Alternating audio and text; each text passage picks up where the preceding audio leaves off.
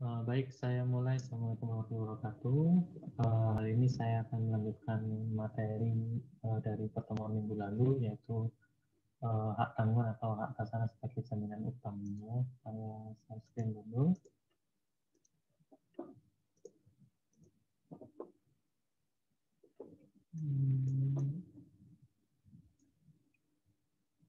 Ya. Nah, jadi lembaga jaminan hak tanggungan ini merupakan perkembangan di dalam hukum jaminan di Indonesia gitu ya. Jadi kalau dulu lembaga jaminan yang ada di dalam ketentuan PW itu hanya terbagi menjadi dua, yaitu lembaga jaminan gadai untuk benda bergerak dan juga hipotek untuk benda tidak bergerak gitu ya. Namun perkembangannya ada tambahan dua lembaga jaminan yang baru, yaitu fidusia dan juga tanggungan. Ada satu lagi yaitu sistem resi gudang, tapi kita belum sependapat apakah sistem resi gudang ini merupakan lembaga jaminan atau tidak, karena kalau dilihat dari ciri-ciri tiga ciri dari benda jaminan itu kayaknya ada salah satu yang belum terpenuhi gitu, sehingga kita kurang sependapat kalau sistem resi gudang itu merupakan lembaga jaminan yang baru.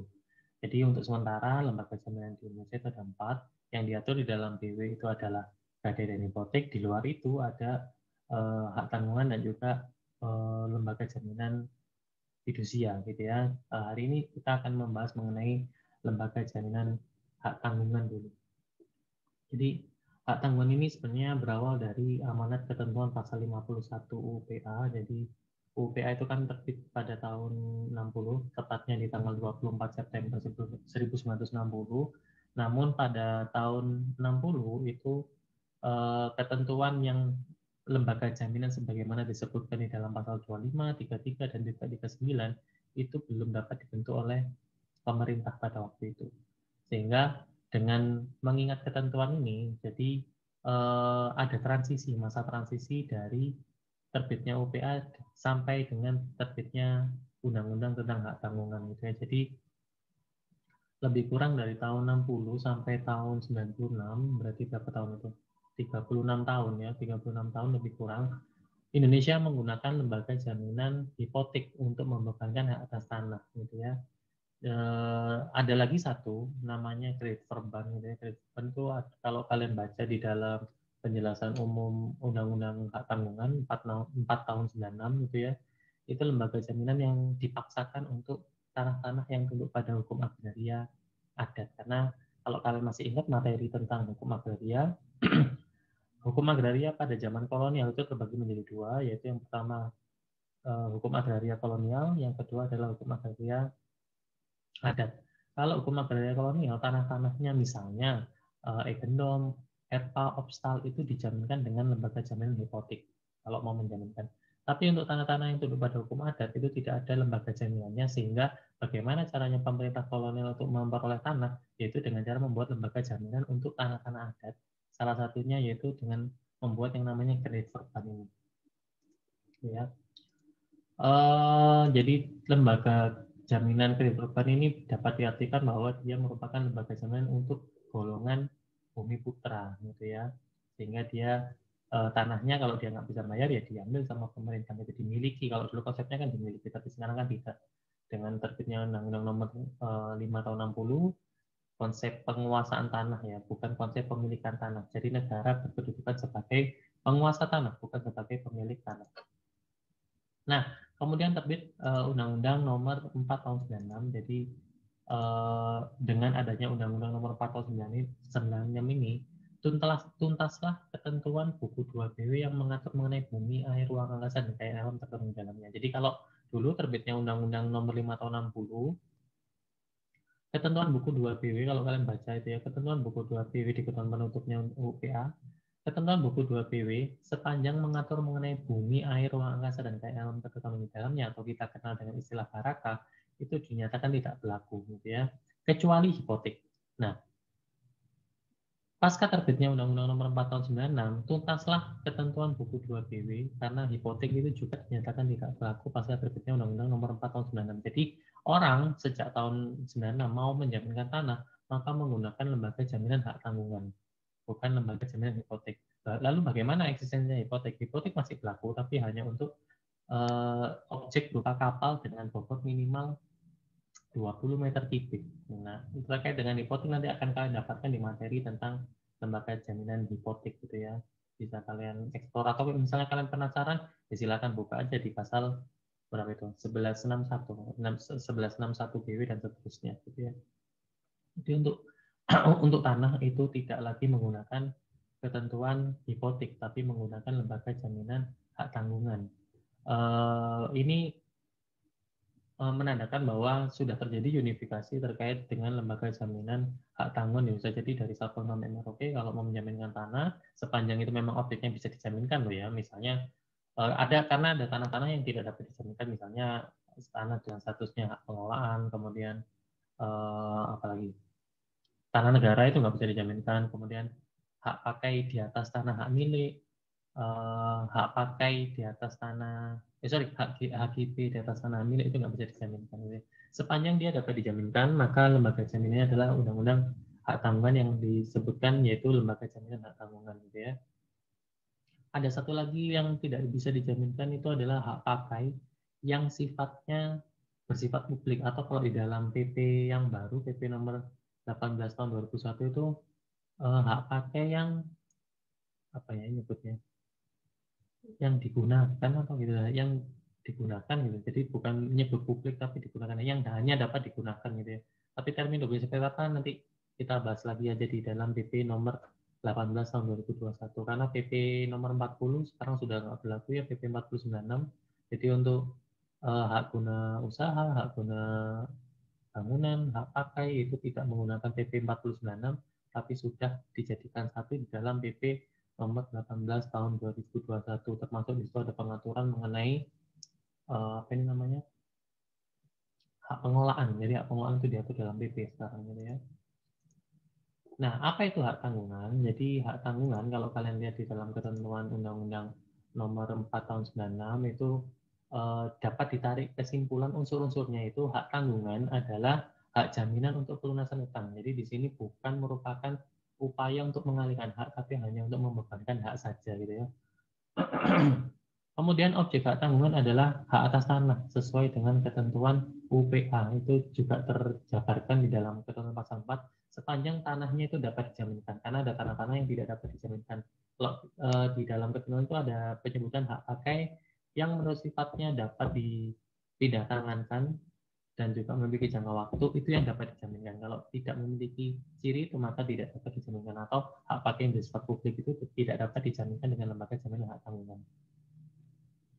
Hak tanggungan dapat dibebankan pada hak atasannya, tetapi dapat juga dibebankan berikut benda-benda lain yang merupakan satu kesatuan dengan tanah. Ini dapat kalian lihat di dalam slide ini yang cetak miring gitu ya. Jadi kalau di dalam ketentuan pasal 1 ayat 1 ini menunjukkan apa ya, mempertegas bahwa Indonesia dalam hukum tanahnya itu menganut asas pemisahan horizontal. Apa itu Pak asas pemisahan horizontal? Ini merupakan kebalikan dari asas asesi yang diatur di dalam ketentuan BW gitu ya. Jadi tidak lagi menggunakan ketentuan asesi yang ada di pasal 1165 BW, karena asas asesi atau pelekatan itu kan kalau misalnya orang mau menjaminkan tanahnya itu dianggap menjaminkan rumahnya. Kalau menjaminkan rumahnya dianggap menjaminkan tanahnya. Tapi kalau di dalam undang-undang hak tanggungan, karena kita menggunakan hukum adat sebagai dasar pembentukan hukum agraria nasional, lebih tepatnya di pasal 3 UPA gitu ya. Jadi ini salah satu bukti penegasan bahwa Indonesia ini menganut asas pemisahan horizontal. Kenapa? Karena kalau orang menjaminkan itu bukan merupakan satu kesatuan dengan tanah gitu ya. Misalnya saya mau menjaminkan tanah, belum tentu saya menjaminkan benda dan segala sesuatu yang ada di atasnya, entah itu rumah, entah itu bangunan, atau arca, atau padepokan misalnya gitu ya.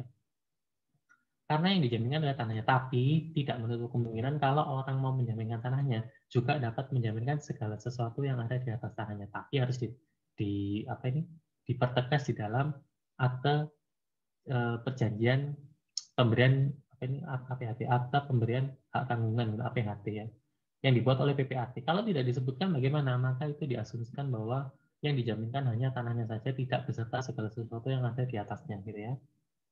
harus hati-hati. Kalian misalnya nanti pengen jadi PPAT gitu ya, harus menyebutkan apakah di sini yang dijaminkan adalah tanahnya atau tanah dan segala sesuatu yang ada di atas tanahnya. Kalau misalnya hanya segala sesuatu yang di atas tanahnya tapi bukan tanahnya, maka ini tidak dapat dijaminkan dengan lembaga jaminan hak tanggungan. Kemudian ciri yang selanjutnya adalah untuk pelunasan utang tertentu. Jadi kembali ke konsepnya lembaga jaminan ya. Jadi ini hanya untuk sebagai sarana atau pegangan dari apa ini namanya kreditor bahwa untuk melunasi utang tertentu gitu ya baru dijaminkan gitu ya. Kembali lagi ke konsepnya lembaga jaminan gitu ya. Jadi kredit itu kan dari kata bahasa Latin credere. Credere itu kan kepercayaan. Kalau nggak percaya ya udah minta jaminan gitu ya. Jadi ini hanya untuk sebagai sarana menjamin pelunasan utang tertentu gitu ya. Kemudian ciri terakhir adalah memberikan kedudukan yang diutamakan kepada kreditur tertentu terhadap kreditur lain. Jadi ada asas referensi gitu ya. Kalau misalnya kita punya atas kebendaan sebagai jaminan, maka ini dapat menjadikan preferensi dia akan dilunasi terlebih dahulu dibandingkan dengan kreditor yang tidak memiliki hak kebendaan gitu ya. Kemudian ciri-ciri lanjutannya gitu ya. Sebagai hak kebendaan. Jadi hak tanggungan ini sebagai hak kebendaan ini dapat kalian lihat ciri-cirinya, yaitu yang pertama dia memiliki ciri droit de préférence. Itu kalian lihat di dalam secara tidak langsung ya. Coba kalian lihat di dalam penjelasan umum UUHT ya, atau Undang-Undang Hak Tanggungan angka 3 dan juga angka 4 gitu ya. Kemudian di pasal berapa itu 6 ya, 6. Kemudian pasal 20 kalau nggak salah itu menyebutkan ada droit de préférence yaitu. Kemudian ciri selanjutnya adalah adanya droit de suite itu di pasal 7. Kemudian ada asas prioritas di pasal 5. Asas spesialitas gitu ya. Jadi ada spesial maksudnya apa? Dia dirinci. Objeknya ini dirinci gitu ya. Sebuah hak atas tanah seluas sekian, nomor sekian haknya, terletak di mana, gitu, nomor induk bangunnya berapa, itu salah satu ciri dari asas spesialitas gitu ya. Sama nanti misalnya kalian masuk di materi apa ini namanya fidusia ya, fidusia itu juga ada memiliki asas spesialitas gitu ya. Kemudian ada asas publisitas. Jadi asas publisitas ini diumumkan gitu ya, jadi didaftarkan itu di pasal 13. Kemudian ciri yang kedua dari hak tanggungan itu sebagai perjanjian asesor, jadi sama seperti lembaga jaminan yang lain gitu ya, gadai atau hipotek, fidusia. Jadi adanya lembaga jaminan hak tanggungan ini merupakan ikutan dari perjanjian pokok, yaitu perjanjian utang piutang atau perjanjian pinjam meminjam atau perjanjian pengakuan hutang, apalah namanya, karena itu termasuk sebagai perjanjian tidak bernama gitu ya. Jadi kalau tidak ada perjanjian pokoknya ya berarti perjanjian asesornya nggak ada gitu. Kembali ke konsepnya perjanjian asesor atau ikutan itu seperti apa. Kemudian ada ciri tidak dapat dibagi-bagi itu di pasal 2, tapi ada pengecualian ya. Hak tanggungan itu bisa dibagi-bagi sepanjang diperjanjikan gitu ya, diperjanjikan. Nanti kalau misalnya dibagi-bagi bagaimana? Ada yang dikenal dengan istilah namanya roya parsial. Nanti kalian akan, kalau kalian buka itu ya contoh, karena akta pembelaan tanggungan itu sifatnya kayak blanko gitu ya. Di dalam BP apa permen ya, saya lupa, permen kayaknya, di permen agraria itu ada lampirannya, itu ada contohnya, ada istilah roya parsial, itu berarti dapat dibagi-bagi sepanjang objeknya lebih dari satu. Kalau misalnya objek hak atas tanahnya cuma satu nggak bisa, tapi kalau lebih dari satu baru dapat menggunakan roya parsial ini tadi gitu ya. Kemudian ciri yang keempat untuk menjamin utang yang telah ada atau utang yang akan ada, itu bisa kalian lihat di pasal 3. Maksudnya apa? Utang sekarang itu kan nanti misalnya ada tambahan bunga, ada tambahan administrasi atau apa gitu, denda dan sebagainya, itu bisa dijaminkan sampai utang yang akan ada, itu diatur di pasal 3 gitu. Jadi harus ditegaskan gitu, tidak hanya utang yang sekarang ada, tapi utang yang akan ada juga dapat di cover atau ditutupi dengan adanya hak tanggungan ini. Ciri kelima, hak tanggungan dapat menjamin lebih dari satu utang. Jadi misalnya utangnya itu ada beberapa gitu, perjanjian kredit nomor 1 tanggal sekian, perjanjian kredit nomor 2 tanggal sekian, itu bisa dijadikan satu gitu ya, asal dirinci gitu ya. Kemudian yang keenam, hak tanggungan dibebankan pada hak atas tanah saja. Jadi ini prinsipnya adalah yang dijaminkan adalah hak atas tanahnya, tapi di ciri yang ketujuh itu juga dapat menjaminkan benda di atasnya sepanjang ditegaskan di dalam akta pemberian hak tanggungannya gitu ya. Itu di pasal 4, coba nanti jadi objeknya di pasal 4 gitu ya. Kemudian ciri yang ke-8, hak tanggungan berisi hak untuk melunasi utang dari hasil penjualan benda jaminan dan tidak memberi hak bagi kreditur memiliki benda. Jadi ini ada larangan pemilikan benda gitu ya. Jadi kembali ke konsepnya jaminan. Orang menjaminkan itu bukan bertujuan untuk memiliki bendanya, tapi hanya untuk menjaminkan saja gitu ya. Jadi misalnya si debitur ini uang prestasi, maka tidak boleh, walaupun diperjanjikan ya, tidak boleh bendanya itu dimiliki oleh kreditor karena ini merupakan batal demi hukum nantinya karena tidak memenuhi asas syarat-syaratnya perjanjian gitu ya. Nomor 9, hak tanggungan mengandung asas spesialitas dan publisitas, tadi sudah saya jelaskan, nanti teman-teman silakan baca di pasal 11 dan pasal 13. Dan juga terakhir, hak tanggungan mempunyai kekuatan eksekutorial. Itu bagaimana caranya nanti mengeksekusi benda jaminan gitu ya.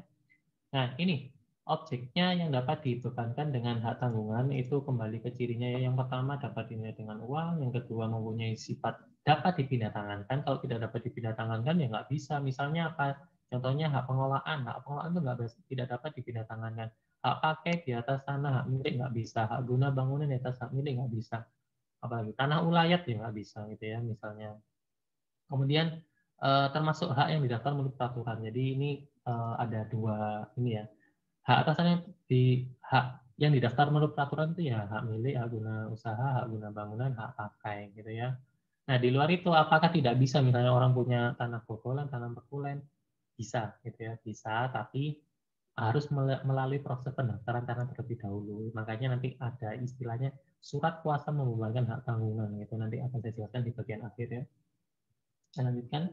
Objeknya apa saja yang bisa dijaminkan? Jadi hak milik, hak guna usaha, hak guna bangunan, hak pakai atas negara. Nomor 5 ini ada saya kasih tanda tanya, hak milik, hak pakai atas tanah hak milik kan karena disebutkan di dalam PP gitu ya. Di dalam Undang-Undang 496, tapi tidak ada peraturan pelaksananya karena apa? Hak pakai di atas tanah hak milik itu tidak ada sertifikatnya. Lalu apa yang mau dijaminkan gitu ya? Sehingga tidak jelas di sini ketentuan nomor 5. Kalau misalnya teman-teman mau nulis di jurnal gitu mungkin bisa gitu ya. Sekedar jurnal saja ya, bisa nomor 5 ini. Kemudian bangunan rumah susun atau hak milik atas otonom usul yang berdiri atas hak milik, hak guna bangunan, hak pakai atas negara itu bisa. Atasan yang berasal dari konversi hak lama. Nah ini yang tadi saya sebutkan poin 7 ini dapat dijaminkan tapi harus dengan melewati proses pendaftaran tanah terlebih dahulu.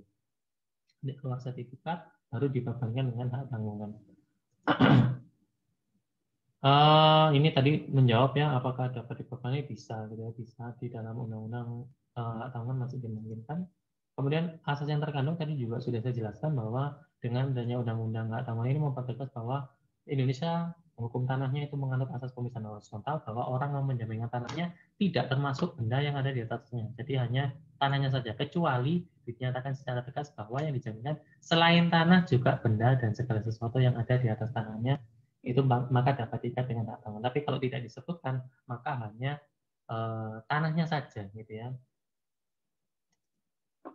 Objek hak tanggungan ya ini tadi sudah saya jelaskan juga ya, nanti kalian lihat di pasal 4 ya, pasal 4 ayat 5. Jadi harus dinyatakan secara tegas apakah yang dijaminkan itu tanah dan segala sesuatu atau tidak. Kalau misalnya terbatas hanya bangunan saja atau namanya yang disebutkan aja dan berikut bangunan dan berikut tanaman atau hasil karya gitu ya bisa gitu ya. Arca-arca itu juga katanya bisa gitu ya. Saya juga pernah dulu masih kerja di notaris gitu ya sebelum jadi dosen itu apa hasil karya itu disebutkan dalam OPHT karena kan yang tahu adalah si kreditornya tahu di situ ada hasil karya berupa apa gitu. Kemudian subjeknya standar saja ya, pemberi hak tanggungan dan juga penerima hak tanggungan. Pemberi hak tanggungan ini harus orang perorangan atau badan hukum gitu ya, mampu untuk melakukan perbuatan hukum terhadap apa ini pembuatan khususnya di sini karena pembuatan akta pemberian hak tanggungan gitu ya. Siapa yang dapat menjadi ya coba cek di dalam pasal 8 dan pasal 9 gitu ya, prinsipnya orang perorangan dan badan hukum gitu ya. Kembali lagi konsepnya bahwa orang yang dapat menjaminkan itu harus memiliki basiking berfuk gitu ya. Dia mempunyai kewenangan untuk melakukan perbuatan hukum itu dalam hal ini adalah pembebanan hak tanggungan gitu ya. Kalau dia nggak punya basiking berfuk ya cacat aktenya gitu ya. Kemudian proses pembebanannya ya. Jadi pertama itu janji-janji gitu ya. Jadi ada klausul-klausul yang dituangkan di dalam perjanjian kredit.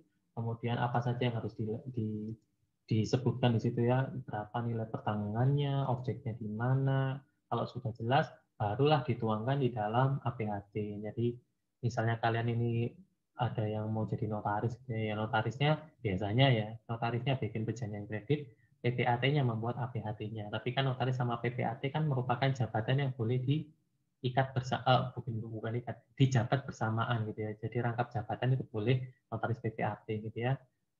Satu proses saja kalau misalkan jadi notaris PPAT, satu dia bikin perjanjian kreditnya menggunakan dia kedudukannya sebagai notaris, PPAT dia membuat akte pemberian hak tanggungannya. Kalau misalnya nanti ada SKMHT, surat kuasa membangun hak tanggungan, di dalam undang-undang hak tanggungan itu bisa dibuat oleh notaris atau PPAT gitu ya. Setelah itu dilakukan pendaftaran. Nah, pendaftaran ini baru menunjukkan bahwa ada perubahan status dari kreditor sebagai kreditor konkuren berubah menjadi kreditor preferen gitu ya.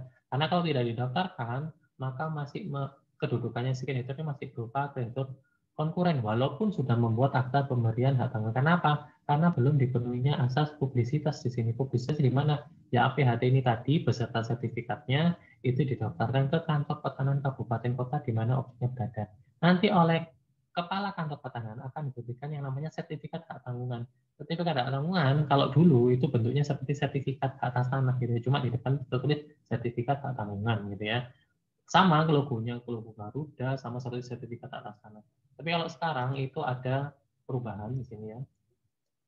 Jadi ada pelayanan hak tanggungan terintegrasi secara elektronik. Jadi dulunya diatur di Permen ATR. ATR itu Agraria dan Tata Ruang nomor 9 tahun 2019, kemudian diubah dengan Permen ATR nomor 5 tahun 2020 yang mana ada pengenalan yang namanya sistem HTL gitu. HTL apa? Hak tanggungan elektronik. Jadi sekarang pendaftaran tanah itu kalau di Permen ATR 9 tahun 2019 saya mau membandingkan saja itu hanya melakukan pendaftaran, peralihan dan perubahan saja. Perubahan nama kreditor ya yang A, B, dan C.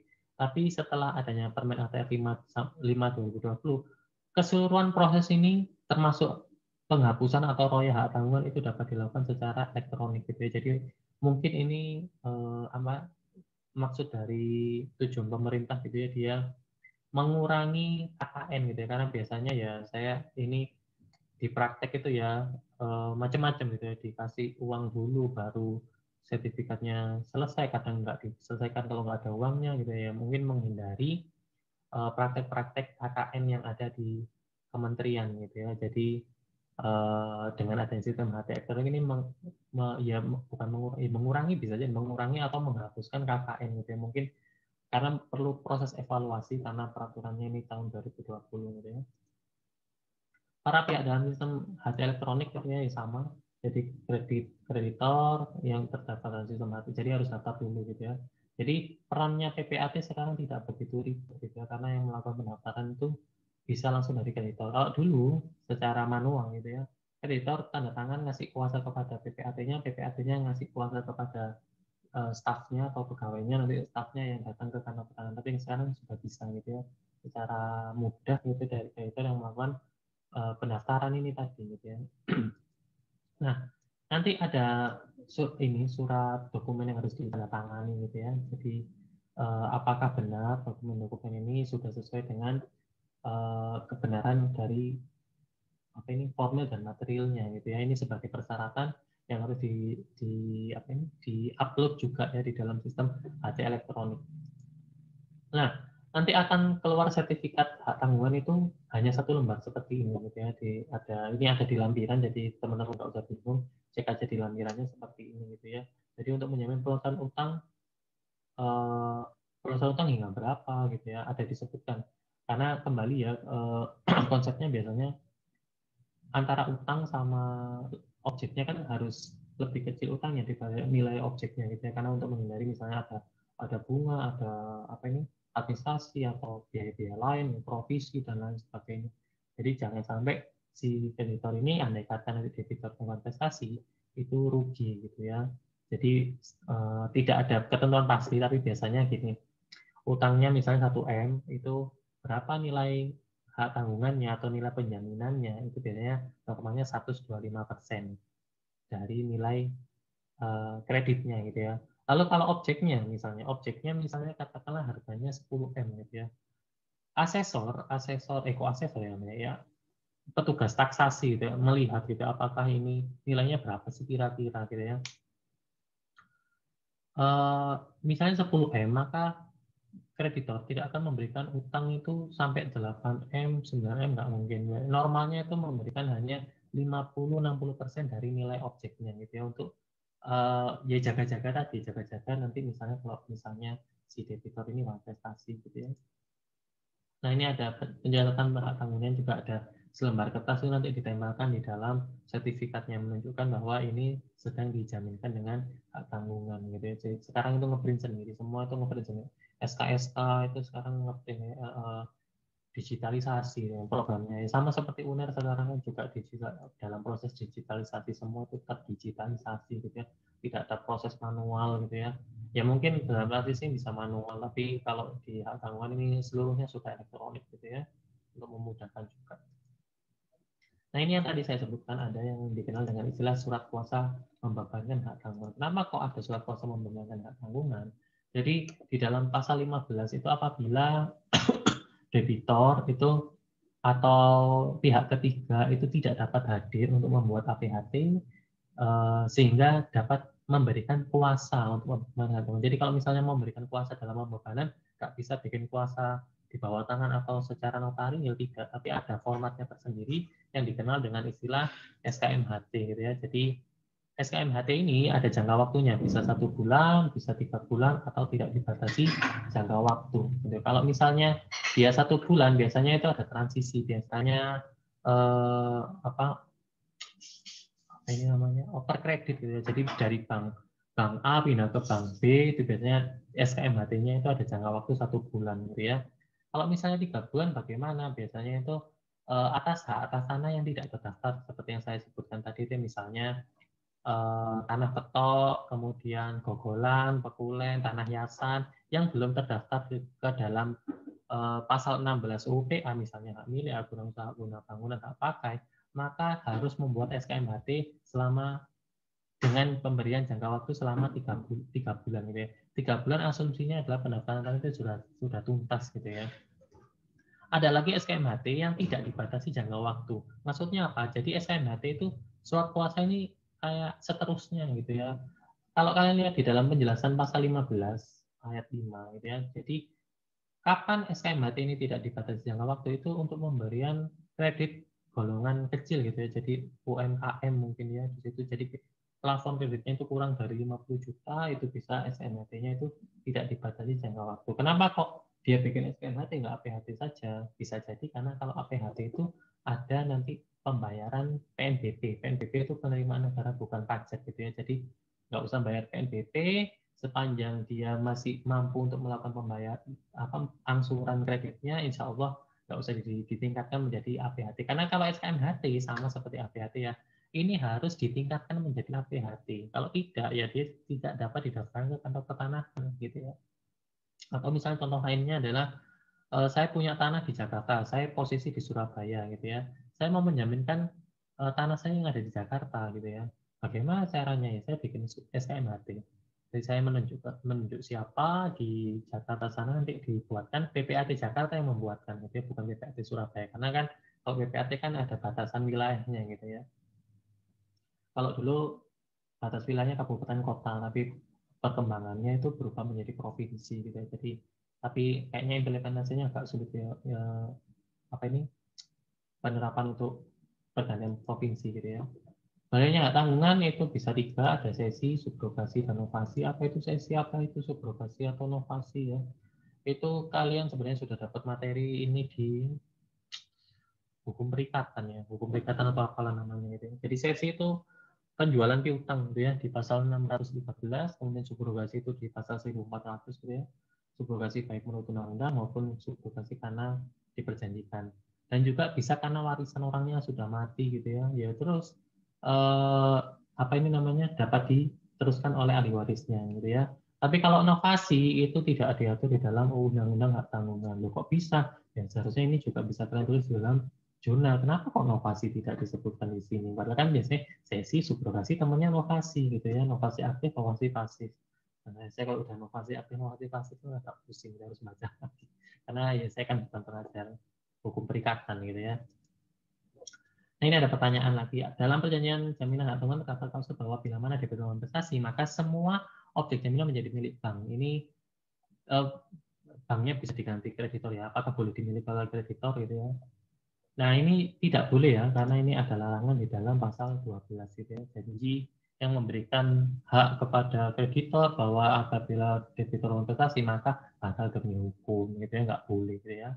Karena tujuannya adalah bukan untuk mengalihkan tapi untuk membebankan saja ya, kembali ke konsepnya hak tanggungan. Kemudian eksekusinya bagaimana kalau hak tanggungan? Kalau eksekusi bisa tiga ya, detail eksekutorial, jadi harus eksekusi yang berada di bawah pimpinan ketua pengadilan negeri gitu ya. Jadi harus minta ke pengadilan negeri. Yang kedua ada parat eksekusi, jadi kewenangan untuk menjual secara sendiri gitu ya. Ini ada di pasal 221, teman-teman coba dicek aja ini ciri yang memudahkan gitu ya. Jadi tidak perlu dipimpin oleh ketua pengadilan, tapi dijual melalui lelang pastinya, nggak boleh dijual gitu ya, sendiri gitu ya. Atau bisa jadi opsi yang ketiga penjualan di bawah tangan. Kalau penjualan di bawah tangan ini di pasal 20 ayat 2 disebutkan boleh dijual asal nilainya itu tidak nilainya itu akan diperoleh nilai tertinggi gitu ya. Nilai tertinggi misalnya katakanlah kalau dijual lelang, oh bisa jadi ini lakunya cuma 200 juta gitu. Tapi kalau dijual di tangan bisa 1 miliar misalnya gitu ya. Itu boleh gitu ya.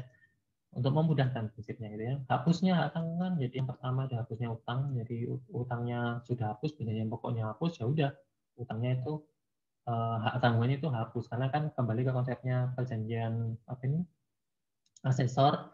Kalau perjanjian pokoknya lunas ya perjanjian ikutan atau asesornya itu juga apa ini hapus juga. Kemudian dilepaskan hak tanggungan oleh kreditor, jadi di sini kreditornya yang mengakui nggak usah jaminan ya, otomatis hak tanggungannya juga hapus gitu ya. Pembersihan hak tanggungan berdasarkan penetapan peringkat oleh ketua pengadilan ini juga bisa menyebabkan hapusnya hak tanggungan dan hapusnya atas sana. Kalau misalnya hak guna bangunan, hak guna usaha jangka waktunya berakhir gitu ya, ya kan kembali ke tanah negara, tanah mana hapus. Atau misalnya objeknya ini longsor atau musnah gitu ya, udah nggak ada apa yang menjadikan jaminan gitu ya. Mungkin itu yang bisa saya sampaikan untuk perkuliahan pada hari ini gitu ya. Ada kasus untuk memahamkan apa kalian paham nggak sih materi dari saya. Ini saya akan masukkan di aula, bisa kalian kerjakan secara mandiri. Gitu. Kalau misalnya ada yang mau ditanyakan masih bingung, boleh kalian tanyakan ke saya, bisa lewat WA, bisa chatbox, terserah kalian mau menggunakan media apa saja gitu ya. Sepanjang saya melihat ya saya jawab gitu ya. Ini ada pertanyaan beberapa. Nanti kita akan bahas kalau ada waktu gitu ya. Kalau nggak ada waktu ya nanti saya kasih komen di aulanya gitu ya. Mungkin itu yang bisa saya sampaikan pada perkuliahan pada hari ini gitu ya. Selamat belajar. Terima kasih. Assalamualaikum warahmatullahi wabarakatuh.